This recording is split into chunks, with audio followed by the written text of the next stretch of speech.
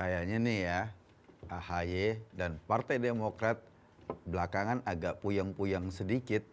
Lo tahu nggak, mantan ketua umumnya Anas Urbaningrum sebentar lagi bakal keluar dari Sukamiskin. Anas bebas karena pada saat dia menjadi ketua umum Demokrat itu orang ngeliat ada konflik serius antara Anas sebagai ketua umum dan keluarga besar Pak SBY berkenaan dengan kasus-kasus korupsi yang melibatkannya. Dan semua orang tahu Anas dikorbankan sehingga dia harus menjalani hukuman 7 atau 8 tahun di penjara Sukamiskin, Bandung. Nah, April besok tahun 2023 Anas bakalan bebas. Kalau Anas bebas, diasumsikan dia tentu saja akan melakukan serangan politik kepada bekas partainya itu, kepada bekas atasannya dan keluarga atasannya.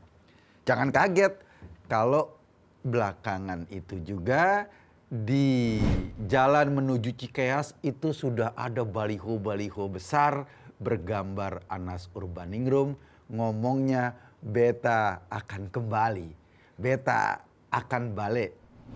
Kayak sedikit-sedikit ada ancaman gitu deh. Sedikit-sedikit ada pemberitahuan bahwa dia akan kembali ke perpolitikan Indonesia. Dan langkah pertama adalah menjadikan Demokrat sebagai lahan pertarungan. Itu bacaan gua. Wajar sih, ya Anas dikorbankan sendiri, masuk di penjara karena kasus korupsi yang kabarnya juga melibatkan para petinggi Cikeas pada saat itu. Dan ketika pengorbanan ini terjadi tentu saja Anas ya sakit hati juga lah. Dia harus menanggung beban itu semua.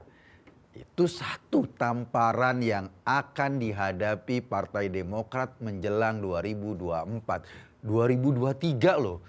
April dia keluar, masih ada waktu untuk pemilu di 2024. Anas sendiri mungkin akan bergabung dengan partai baru yang diinisiasi oleh sahabat lamanya Gede Pasek, Partai Kebangkitan Nusantara.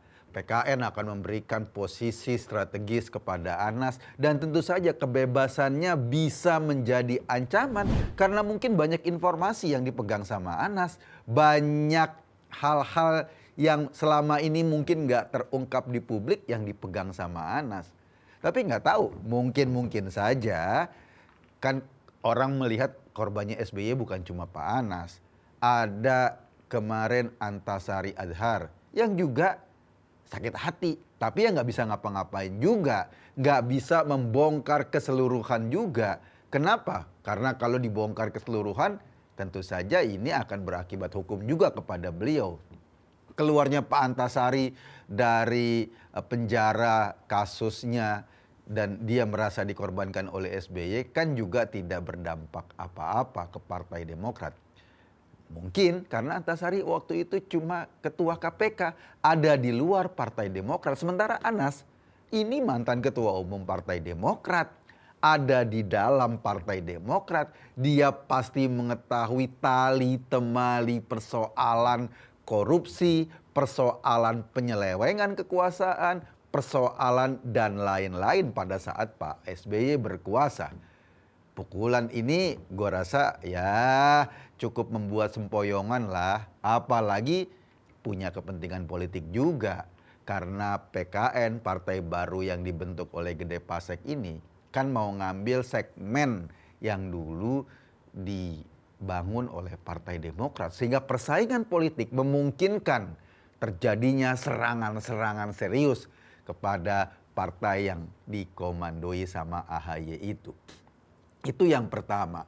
Yang kedua, tamparan yang kedua yang barangkali perlu diwaspadai oleh AHY adalah hasil survei Kompas yang terbaru. Jadi Kompas ini mengeluarkan hasil survei yang dilakukan oleh Litbang Kompas. Surveinya pada Januari 2023 dan baru saja dikeluarkan hari ini. Lo tahu nggak? Survei itu menunjukkan elektabilitas Demokrat lumayan terjun bebas.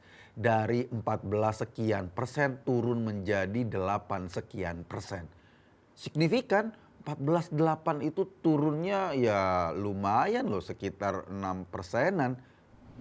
Sebuah partai yang surveinya turun 6% itu kayak ditampar sama bencong berkali-kali nggak bisa ngelawan. Kenapa surveinya turun? Karena ada survei dari partai lain yang naik. Misalnya Partai Nasdem naik surveinya sebanyak 3%. Partai Demokrat turun, PKS juga turun. Menurut analisa Litbang Kompas, ini karena segmentasi pemilih Nasdem, segmentasi pemilih Demokrat dan pemilih PKS sekarang hampir sama, beririsan. Mereka semua adalah mendukung Anies Baswedan. Karena itu berharap efek ekor jas dari dukungan pada Anies. Karena Nasdem diasumsikan yang paling ngotot dukung Anies. Bahkan salah seorang pengurus Partai Nasdem, Effendi Khoiri, mau atau katakanlah sekarang mulai memaklumi adanya politik identitas yang mau dimainkan oleh mantan petinggi PAN yang sekarang mendirikan Umat, Amin Rais. Partai Nasdem benar-benar sekarang lebih Anies dari Anies sendiri. Mau melakukan apapun demi Anies dalam statement-statement publiknya. Kalaupun Pak Surya Paloh malah sekarang rajin bersilaturahmi ke koalisi-koalisi yang lain. Tapi dampaknya bagus buat Nasdem, ada peningkatkan elektabilitas. Suara ini mungkin saja dari suara yang dulu orang menjatuhkan pilihan ke Demokrat. Dilihat Demokrat masih ragu-ragu atau PKS masih ragu-ragu untuk dukung Anies, akhirnya beralih dukungan mereka kepada Partai Nasdem. Harus kita akui, Partai Demokrat yang sebetulnya berbasis nasional Demokrat, berbasis semi sekuler itu atau berbasis semi nasionalis itu, segmentasi pemilihnya ya sama, karakternya. Cuma bedanya dulu Partai Nasdem segmentasi pemilihnya adalah para pendukung Pak Jokowi. Sementara Demokrat segmentasi pemilihnya adalah orang-orang yang menjadi oposan atau tidak suka dengan kebijakan-kebijakannya Jokowi. Nah, ketika Nasdem dukung Anies, mau tidak mau, karena Anies posisi politiknya sebagai antitesa Jokowi, dan Nasdem sangat ngotot dukung Anies, melakukan kerja-kerja politik, nenteng-nenteng Anies bergerak ke semua daerah, ada dampak politiknya lumayan, peningkatan 3%. Dari 4% menjadi 7 sekian persen. Peningkatan 3% ini signifikan buat Partai Nasdem dan diasumsikan peningkatan itu adalah swing.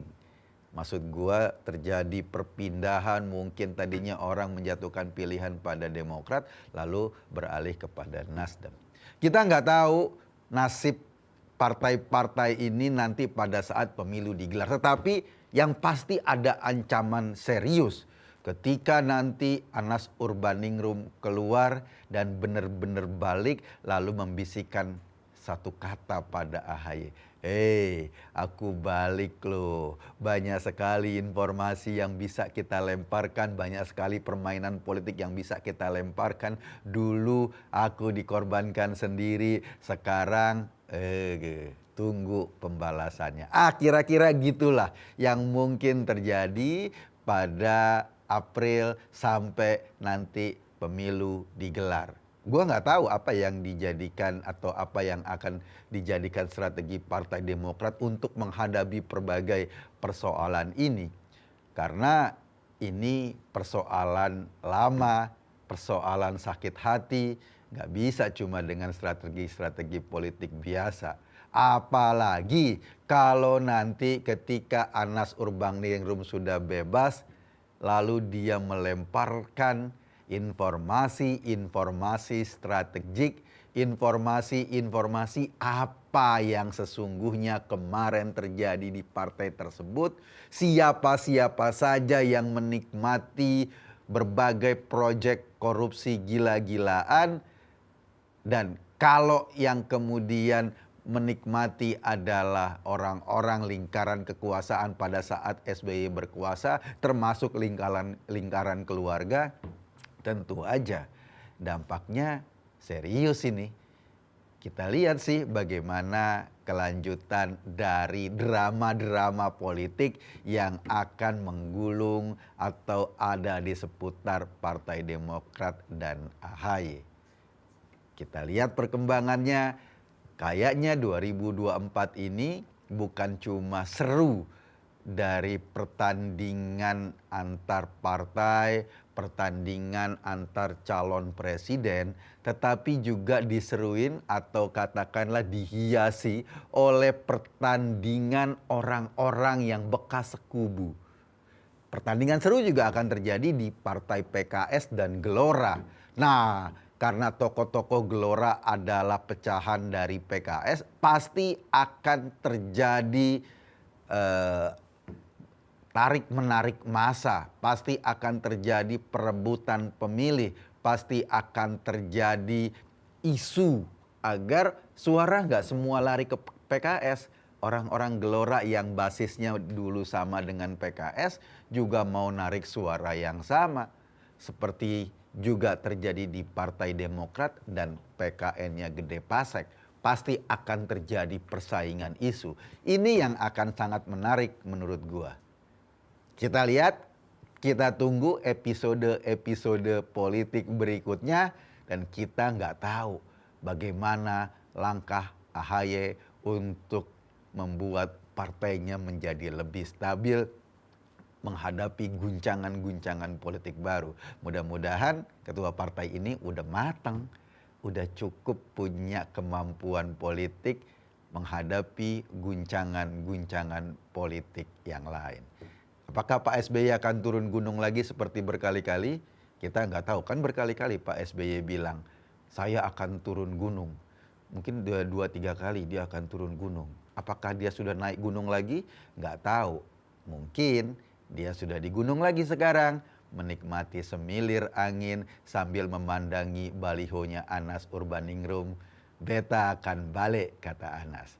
Pak SBY, selamat jumpa sama Pak Anas nanti di April 2023. Terima kasih.